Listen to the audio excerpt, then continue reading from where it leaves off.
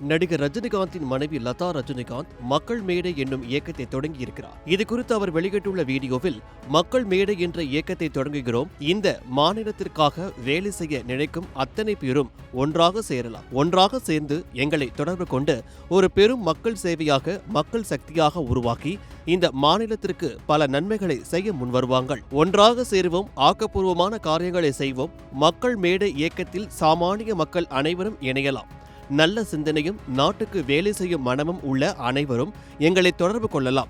மூத்த குடிமக்கள், குடிமைப் பணி அதிகாரிகள், அரசு அதிகாரிகள், ஆசிரியர்கள், விளையாட்டு வீரர்கள், இராணுவத்தினர் என அனைவரும் தங்களின் அனுபவங்களை எங்களுக்கு கொடுக்கலாம். எங்களுடன் தொடர்பு கொண்டு தமிழ்நாட்டிற்காகவும் அந்தந்த தொகுதிக்காகவும் நீங்கள் வேலை செய்யலாம். மாநிலத்திற்காக வேலை செய்யும் உள்ளூர் தலைவர்களை உருவாக்கலாம்.